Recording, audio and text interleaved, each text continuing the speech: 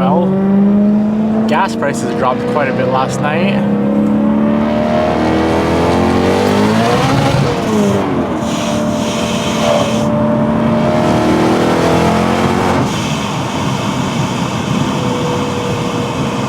Good old wheel hop on the M.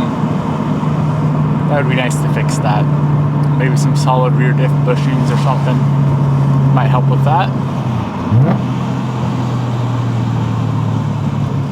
Today, we're gonna be working on an Evo.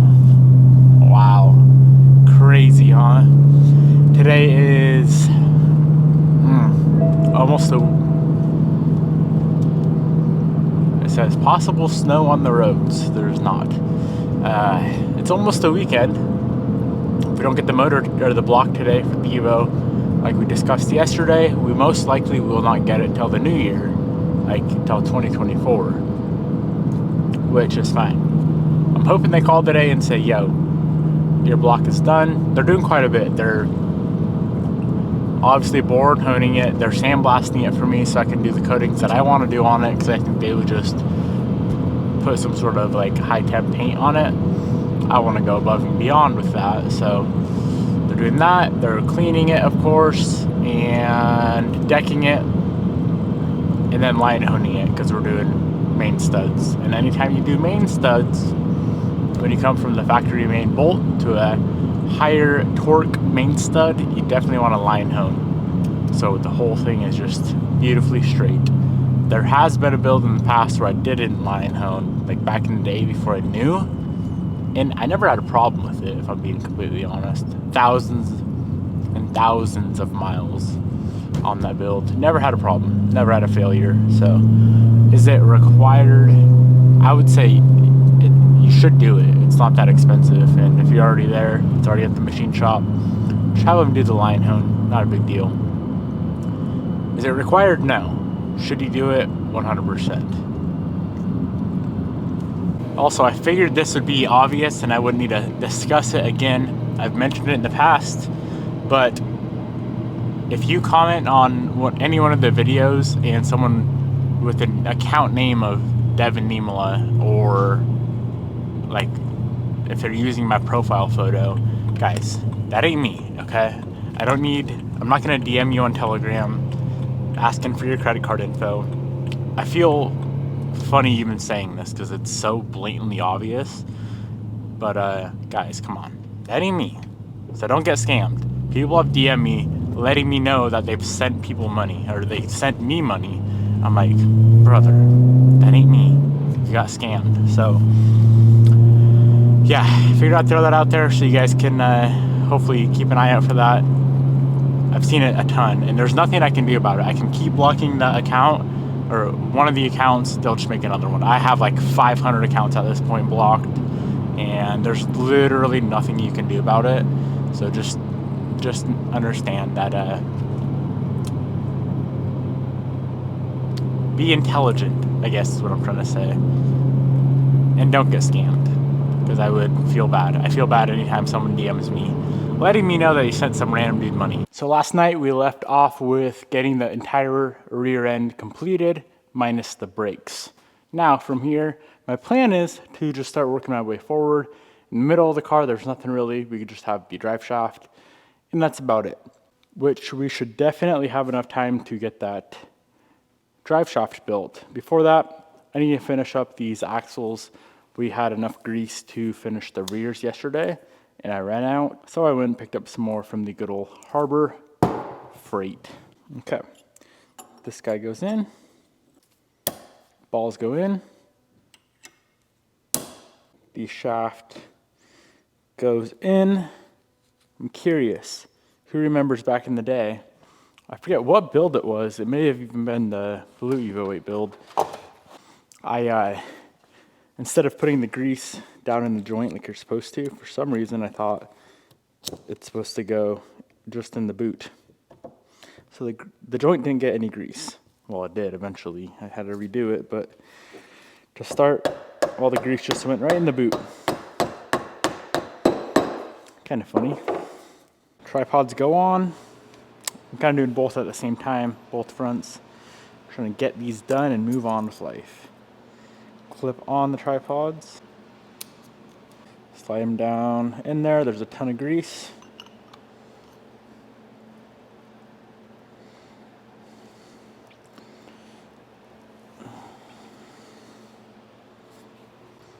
Slide the boot in place, and then we just gotta clamp everything and we're done. Clamps are the most important part. If they leak, you are SOL.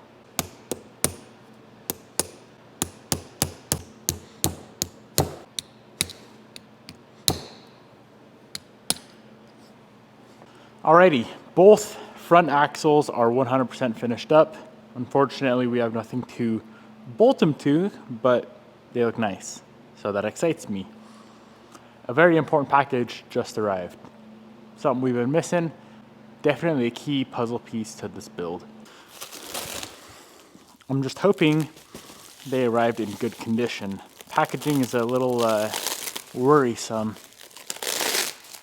Let's carefully open them up.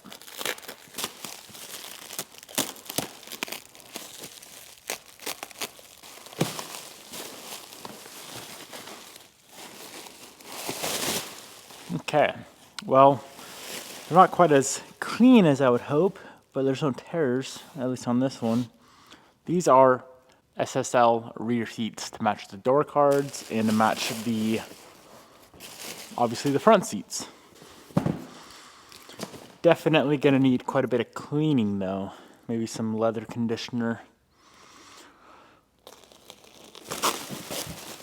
Cool, I was worried that I didn't get the headrests, which of course is very, very important to me. Okay, let's go ahead and move on to getting the entire driveline redone. So, here's the scoop. These guys are fresh, ready to go, but they're bare. So we need to get some coating on these things. Unfortunately, they have been sitting around for a minute. So they did get a little bit crusty and rusty. Before we coat them, I need to go ahead and get these things rescuffed with just this red Scotch-Brite here. Get any of this rust off. And I'm trying a different type of thing today. I was initially just gonna rattle can these guys with that nice black paint from SEM, but I picked up something that should be a little bit better and last, hopefully, forever. Now, of course, I don't want to sandblast these because they do have the U-joints in them, and I don't want to destroy those. Now, each of these shafts were balanced individually, so technically speaking, we can line it up however we want, because I did lose the alignment when they got stripped. Everything was marked, but now it's not. Like I said, they're all now balanced individually, so we should be good to go.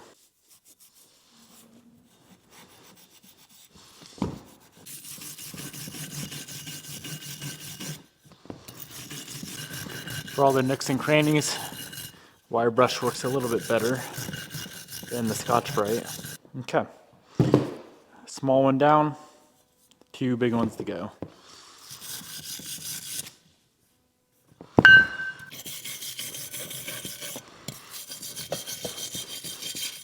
All right, I'm gonna get these guys hanging from my favorite powder coat rack, and then we can get them sprayed. Gonna get them cleaned up with wax and grease remover, get all that sanding gunk off of them. I know it's just a driveline, but it's gotta be mint. Absolutely mint. Dirty. So I ordered up some of this jet black Cerakote. And I'm still gonna use it on the engine block. It's a very high temp Cerakote coating. But I figured we may as well use this on the drive shaft as well. What I initially was going to use is this rattle can right here. But of course, Cerakote is years ahead of rattle can. Make sure you shake it up really, really, really nicely. All the solids go to the bottom. Hello. Hey, Devin, Andrew over at Gibson Performance. How's it going, man? Hey, good. We got the machine work finished, just getting ready to throw it in the wash. Do you want us to put auxiliary shaft bearings in there? Because we had to pull them out so that we could blast the block. Or do you want to handle that? I can handle all that. Okay. We'll get it washed if you want to come in, let's say, 3 o'clock. Perfect. I'll be there. Okay. See ya. Thank you, man. Appreciate it. No problem. Bye. You heard it. Our block is done. Praise hallelujah. I was excited to move on to the interior, which I could still do, but let's get this thing coated, head down, and pick up our block, which, what kind of drive? I'm going to take Jared's truck, because I took the M. I'm not remembering if this is like a semi-gloss or a high-gloss Cerakote. I guess we will find out together. Hoping for like a medium type of gloss. You can see I didn't bother masking the threads or the splines. Cerakote goes on so thin that you ain't got to worry about it.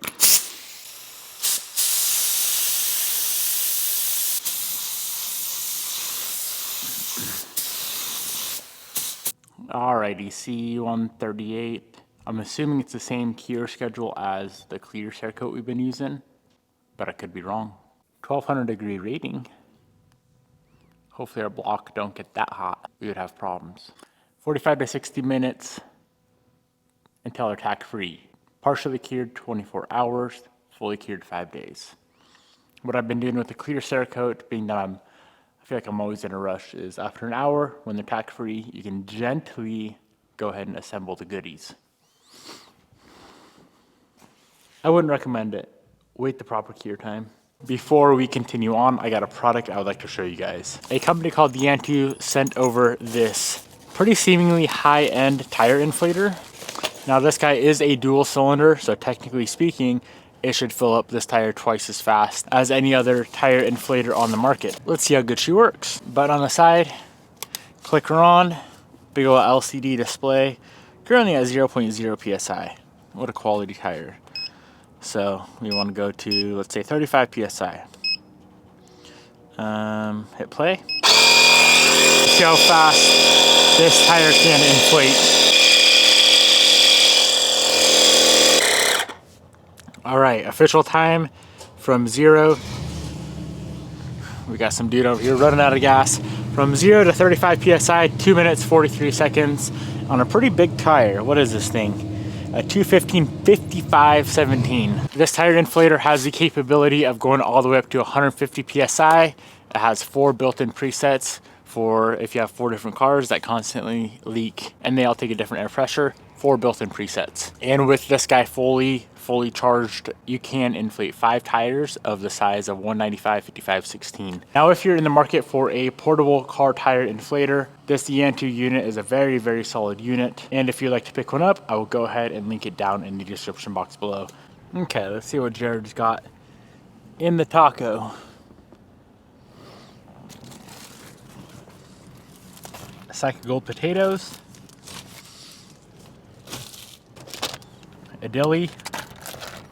Nah, I'm playing. Let's go get our block. I wonder what I'm gonna build the motor. Do I skip Christmas to build a motor? Tempting, huh?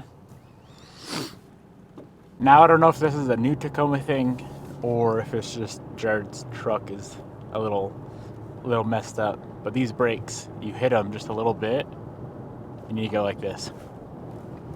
My Tacoma didn't do that, but then again, mine was like 10 years older. It's the only thing I don't like about this thing. Other than that, it's a nice little ripper.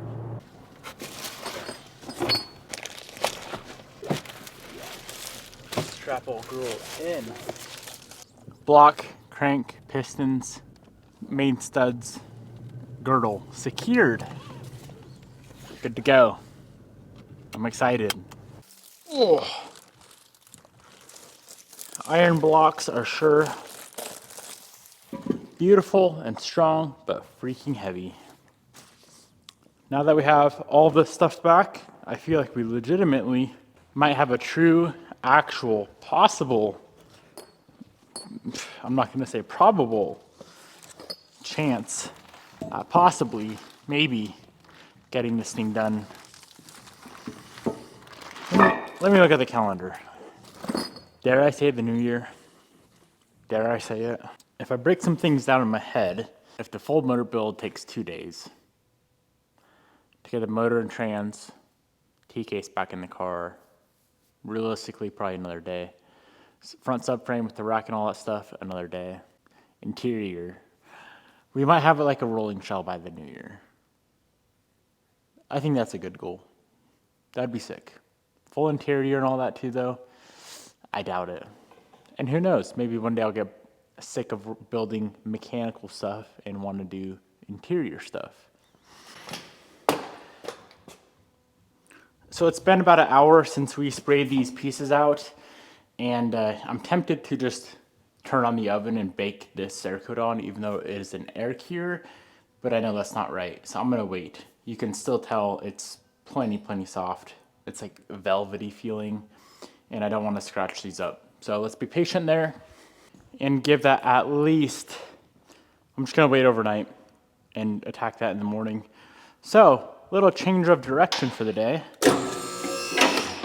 Being that we can't do the driveline, of course we don't have nearly enough time to do anything with the engine.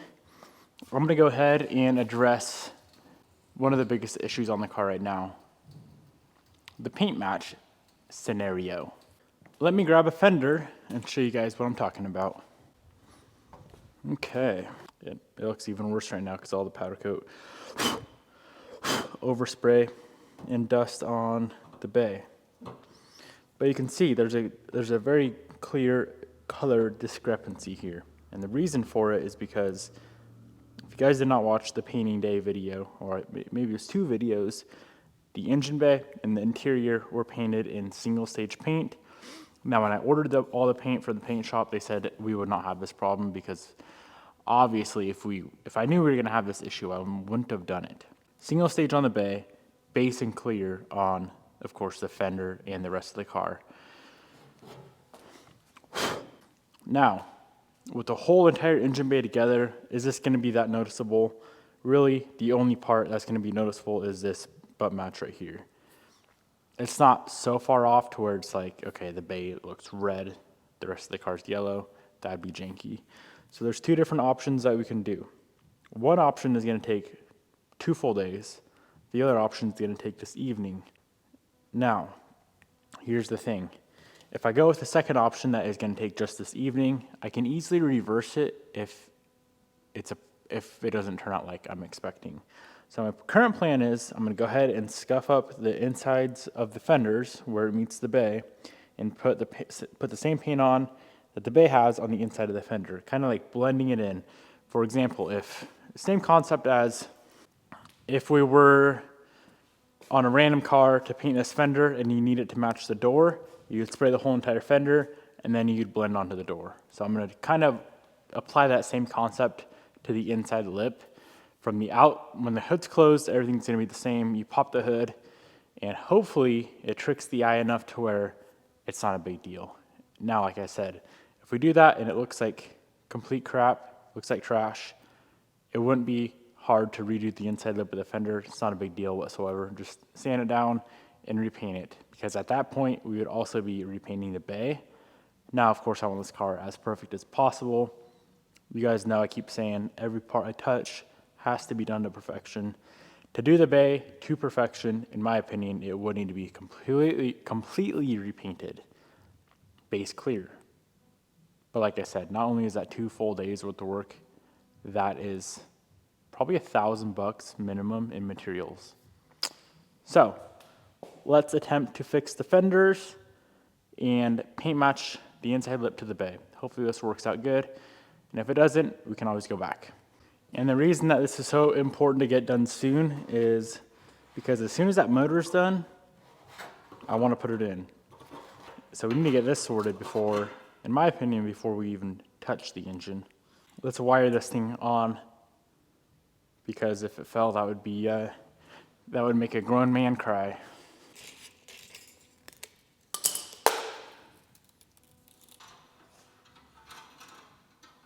Wired on in 3 spots. Once I start scuffing, we got to follow through with it. So let's get her done.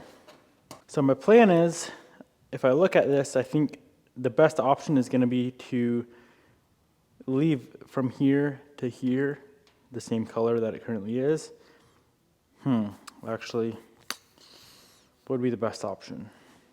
Might change that and do the blend on this flat part here.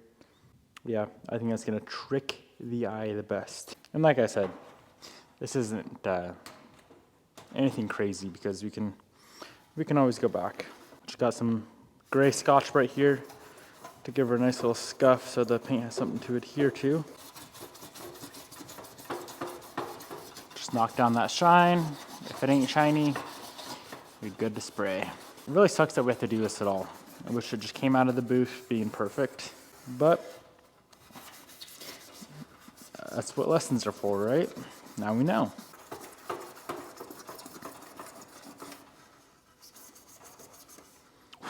All right, so I got it all cleaned up.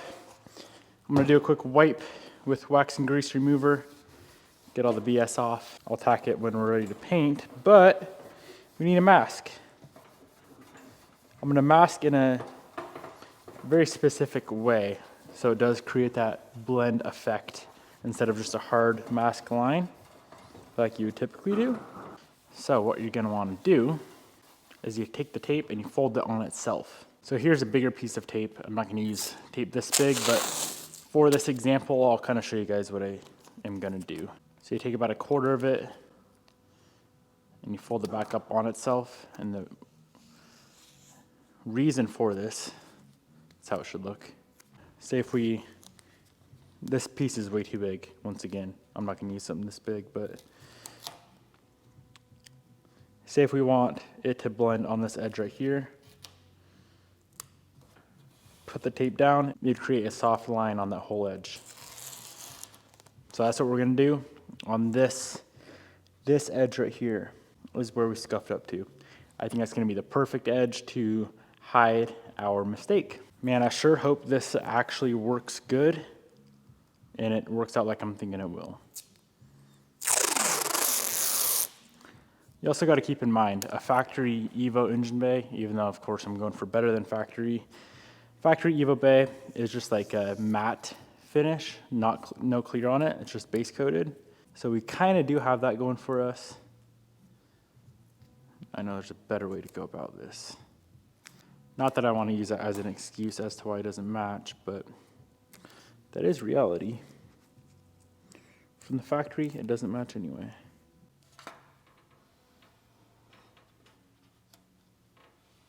Okay. That's what I'm thinking I want to do.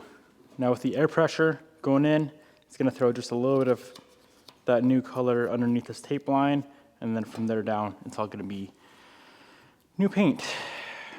And this, like I said, man, this better freaking look good. Really not trying to spend a couple more days on that bay. That would be stupid. Now, of course, I don't want any of this new paint to get on the surface or the face of the fender. So I'm going to take my time masking that off.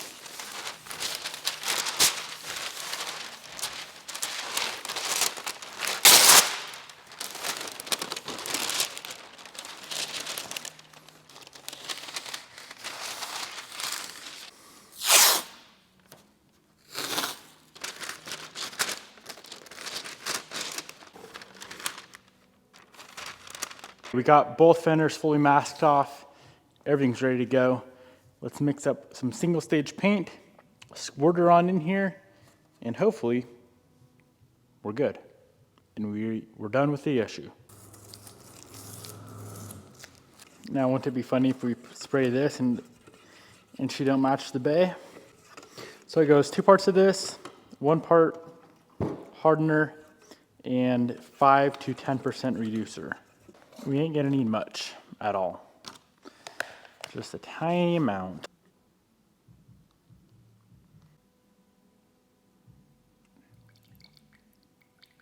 It's crazy how it changes color when you apply the activator and reducer.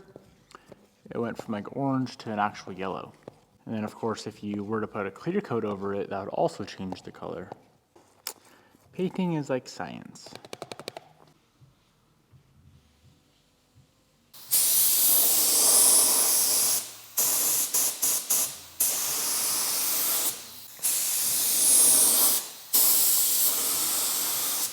Well, it definitely changed color.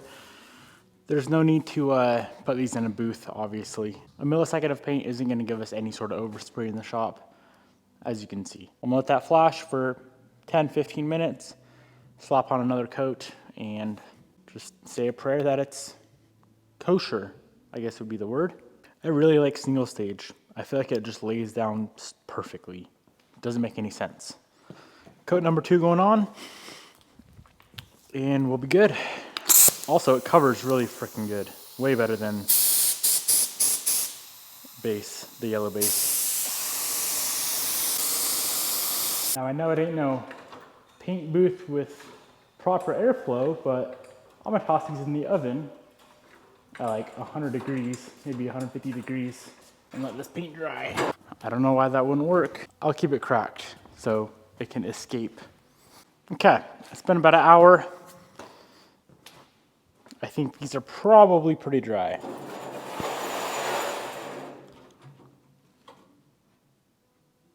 Oh yeah, they're pretty dry. So here's that fade that we did. It's right on this edge right here.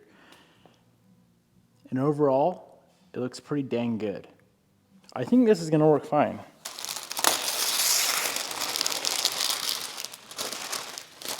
All right, first test fit.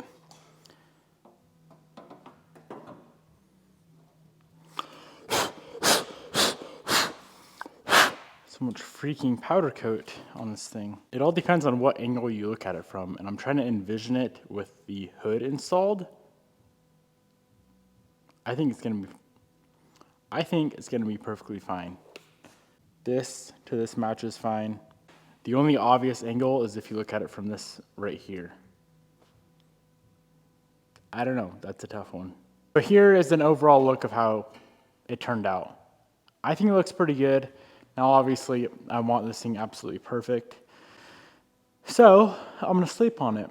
If I just look at it from this angle right here, it looks completely fine. But of course, if you look at it from right here, you can see the outside of the fender versus that. So I don't know, it's not perfect. I don't know if it's gonna bug me enough to rip my hair out if we go ahead and assemble it. Let me know what you guys think in the comments below. Real talk, boys.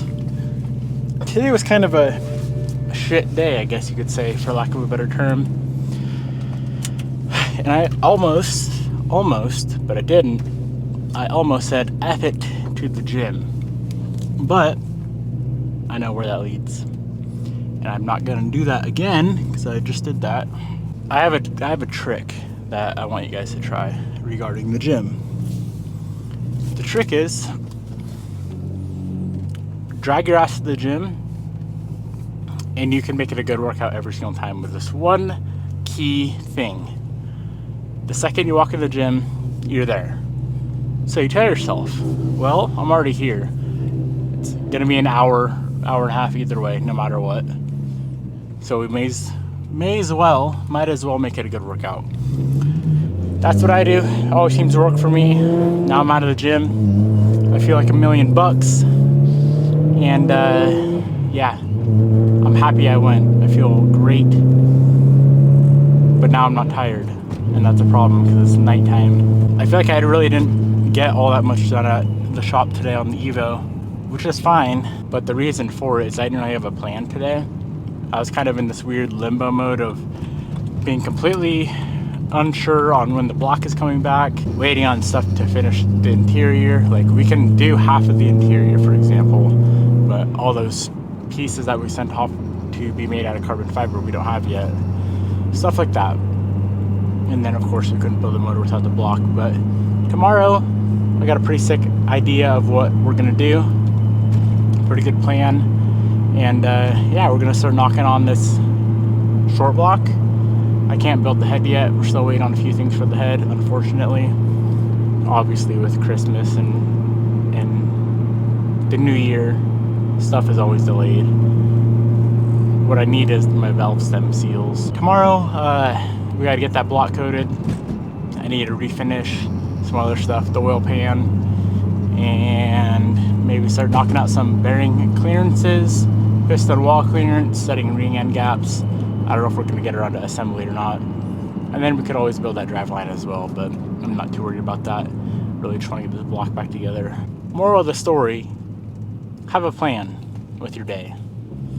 I could have planned for other stuff, or even just a different project, so I can be the ultimate productive human possible. And that's what makes me happy, is being extremely productive with my time. Hi. I figured out, wait, I thought you made these. No, I didn't. Oh. Boosted. Merry Christmas from who? Hank? Yeah. For real? Mm-hmm. Oh. Bobby's going hard on the bread. Sourdough. Sourdough.